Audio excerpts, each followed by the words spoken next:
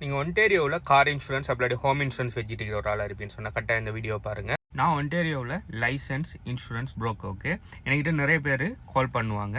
சில நேரம் insurance price எல்லாம் விசாரிக்கிறதுக்கு, புது காரோ புது வீடு வாங்கக்குள்ளே அதுக்கு இன்சூரன்ஸ் எடுக்கிறதுக்கும் கால் பண்ணுவாங்க. அப்படி இல்லைன்னு சொன்னால் இயர் எண்டில் வேறு நல்ல பெட்டர் ப்ரைஸ் கிடைக்குதான்னு சொல்லி அது மாற்றுறதுக்காகவும் கால் பண்ணுவாங்க. இது பிரச்சனை இல்லை. ஆனால் சிலாக்கள் கால் பண்ணுவாங்க, அவங்களுக்கு என்ன பிரச்சனைன்னு சொன்னால் அவங்களோட ப்ரைஸ்லேயும் பிரச்சனை இல்லை, அவங்களோட இன்சூரன்ஸ்லேயும் பிரச்சனை இல்லை, ஆனால் அவங்களுக்கு கிடைக்கிற சர்வீஸில் பிரச்சனை. அவங்களோட கம்ப்ளைண்ட் எப்படி இருக்குன்னு சொன்னால், நான் இன்சூரன்ஸ் எடுத்ததுக்கு பிறகு இன்சூரன்ஸ் புரோக்கர் டச் இல்லாமல் போயிட்டு அவர் கால் அடித்து அவர் ஆன்சர் பண்ணுறதில்ல, இக்னோர் பண்ணுறது இல்லை, வேறொரு நம்பரை தராரு, அங்கே போய் கதைக்கு சொல்கிறாரு, அது எனக்கு பிடிக்கல அப்படின்னு சொல்லி நிறைய பேர் மெசேஜ் பண்ணுறீங்க. ஏன் அப்படி நடக்குது? இன்சூரன்ஸ் ஃபீல்டில் சேல்ஸுக்கும் சர்வீஸுக்கும் இருக்கிற டிஃப்ரெண்ட் என்னன்னு சொல்லி அநேகமாக எனக்கு தெரியாமல் இருக்கு. ஸோ அது சம்மந்தமாக ஒரு கிளாரிஃபிகேஷனுக்கான ஒரு வீடியோ தான் இது. நார்மலாக பார்த்தீங்கன்னு சொன்னால் மோஸ்ட் ஆஃப் த இன்சூரன்ஸ் கம்பெனிஸில் சேல்ஸுக்குண்டு இருக்கிறார்கள் தான் இந்த இன்சூரன்ஸ் புரோக்கர்ஸ், அப்படி இல்லைன்னு சொன்னால் இன்சூரன்ஸ் ஏஜென்ட். இவங்களோட டியூட்டி என்னன்னு சொன்னால் இன்சூரன்ஸை கோட் பண்ணி அந்த கோட் யாருக்கு நான் ஓகே ஆகிருக்கும் சொன்னால் அவங்களுக்கு இன்சூரன்ஸை சேல் பண்ணுறது தான் புரோக்கர்ஸ்டையோ ஏஜென்ட்ஸ்டையோ டியூட்டி. ஆனால் சில இன்சூரன்ஸ் கம்பெனியில் சர்வீஸுக்குன்னு சொல்லி ஒரு டீம் ஒன்று இருக்கும். இப்போ உதாரணத்துக்கு நீங்கள் ஏங்குற ஒரு இன்சூரன்ஸ் கம்பெனியில் ஒரு கார் இன்சூரன்ஸ் ஒன்று எடுத்துட்டீங்கன்னு சொன்னால் இப்போ 1 இயருக்கு தான் நார்மலாக ஒரு இன்சூரன்ஸும் போடுவாங்க. இப்போ நீங்கள் இன்சூரன்ஸ் எடுத்து ஒரு 3 மாதத்துக்கு பிறகு என்ன நடக்குதுன்னு சொன்னால் நீங்கள் ஒரு இடத்துல இருந்து இன்னொரு இடத்துக்கு அட்ரஸை மாற்றுறீங்க. அப்போ என்ன செய்யணும், உங்களோட இன்சூரன்ஸ் கம்பெனிகிட்ட சொல்லி உங்களோட அட்ரஸை, உங்களோட கார் அட்ரஸை மாற்றணும். ஓகே, அப்படி இல்லை நீங்கள் புது டிரைவர் ஒன்று ஆட் பண்ண போகிறீங்க, அப்படி ஆல்ரெடி இருக்கிற டிரைவர் ஒன்று ரிமூவ் பண்ண போகிறீங்க, அப்படி இல்லைன்னு சொன்னால் ரைட் ஷேரிங், அப்படி இல்லைன்னு சொன்னால் ஜிக் ஒர்க்குகள் ஸ்டார்ட் பண்ண போகிறீங்க, அதை உங்களோட இன்சூரன்ஸில் ஆட் பண்ணணும்னு சொல்லி நிறைய இன்சூரன்ஸை வாங்கினதுக்கு பிறகு உங்களுக்கு நிறைய சர்வீஸ் தேவைப்படும். நார்மலாக இன்சூரன்ஸ் கம்பெனிஸோட ஃபார்மேட் எப்படி இருக்குன்னு சொன்னால் இன்சூரன்ஸ் கம்பெனிஸ் 2 டைப்பில் புரோக்கர்ஸை ஹையர் பண்ணுவாங்க.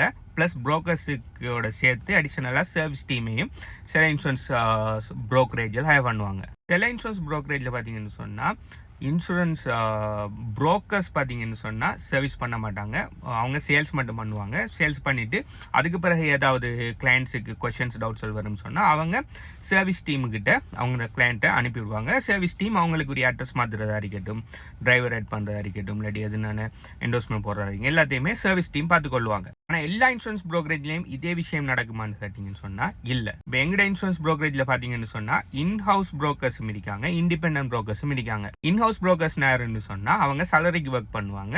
இன்சூரன்ஸ் கம்பெனி கண்டினியூஸாக அவங்களை லீடும் ப்ரொவைட் பண்ணி சேலரியும் ப்ரொவைட் பண்ணிட்டு இருப்பாங்க.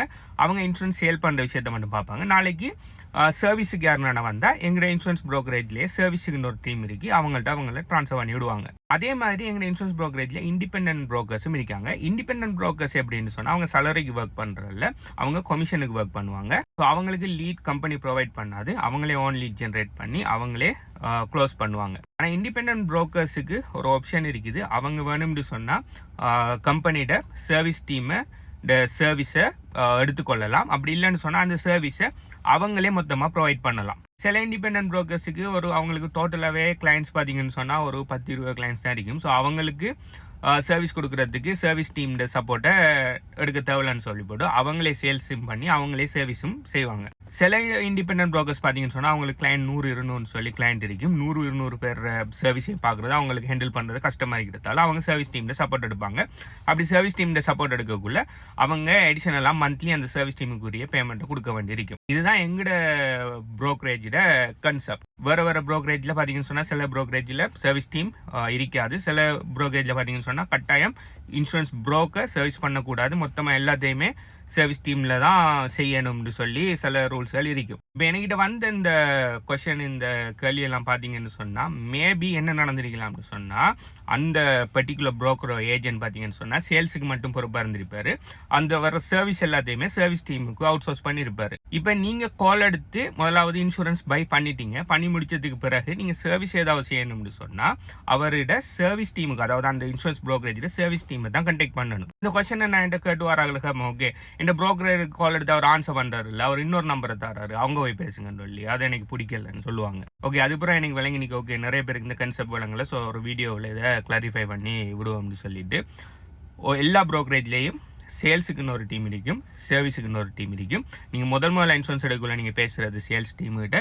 அதுக்கு பிறகு உங்களோட இன்சூரன்ஸில் வர டவுட்ஸ் கிளாரிஃபிகேஷன் அதில் ஏதாவது மாற்றம் செய்கிற எல்லாமே செய்கிறது பார்த்தீங்கன்னு சொன்னால் சர்வீஸ் டீம் தான் பண்ணுவாங்க. ஸோ உங்களோட இன்சூரன்ஸ் ப்ரோக்கர் சர்வீஸ் டீமுக்குன்னு சொல்லி ஒரு நம்பர் வரும்னு சொன்னால் அந்த நம்பருக்கு நீங்கள் கால் எடுத்து உங்களுக்கு தேவையான அட்ரஸ் ஆட் பண்ணுறதா இருக்கட்டும், மற்ற சர்வீஸுகள் எது வேணுனாலும் நீங்கள் பெற்றுக்கொள்ளலாம். ஆனால் சில நேரம் உங்களோட ப்ரோக்கரே பார்த்தீங்கன்னு சொன்னால் சேல்ஸும் பண்ணி சர்வீஸும் பண்ணுவார். ஸோ அது எப்படி அவர் எது செய்கிறாரு, அவர் அவுட் சோர்ஸ் பண்ணுறாரா அப்படி இல்லாட்டி அவரே செய்கிறாரா, அப்படி இல்லாட்டி நீங்கள் கதைக்கிறது இன்ஹவுஸ் ப்ரோக்கரா இல்லாட்டி இண்டிபெண்டன்ட் ப்ரோக்கராங்கிறதெல்லாம் அது நீங்கள் உங்களுக்கு வழங்க மாட்டீங்க. பட் நான் என்ன பொசிஷன் சொன்னால் நான் இண்டிபெண்டன்ட் ப்ரோக்கர் தான். ஆனால் நான் பார்த்தீங்கன்னு சொன்னால் சர்வீஸை அவுட் சோர்ஸ் பண்ணியிருக்கிறேன். ஸோ என்கிட்ட நீங்கள் இன்சூரன்ஸ் எடுப்பீங்கன்னு சொன்னால் இன்சூரன்ஸ் எடுத்து முடிஞ்சதுக்கு பிறகு ஏதாவது உங்களுக்கு சர்வீஸ் தேவைப்படும் சொன்னால் நான் என்ன பண்ணுவேன்னு சொன்னால் உங்களை அந்த சர்வீஸ் டீமுக்கு ப்ராப்பர் சர்வீஸ் டீமுக்கு உங்களை நான் ட்ரான்ஸ்ஃபர் பண்ணுவேன். அதுக்காக நீங்கள் என்ன கண்டெக்ட் பண்ண முடியாதான்னு அப்படின்னு சொன்னால் அப்படி இல்லை, நீங்கள் என்ன கண்டெக்ட் பண்ணலாம். நீங்கள் என்ன கண்டெக்ட் பண்ணி ஹாய் எனக்கு இந்த விஷயம் செய்யணும், இந்த அட்ரஸை மாற்றணும்னு சொன்னால் ஓகே அப்படியே லைனில் இருங்கன்னு சொல்லிட்டு உங்களை சர்வீஸ் டீம் அந்த அட்ரஸை மாற்றுறதுக்குரிய விஷயங்களை யார் செய்வாங்களோ அவங்களுக்கு உங்களோட லைனை நான் ட்ரான்ஸ்ஃபர் பண்ணி விடுவேன். அப்படி இல்லாட்டி அதுக்கு யாருக்கு கால் எடுக்கணுமோ அதுக்குரிய நம்பரை நான் உங்களுக்கு தருவேன்.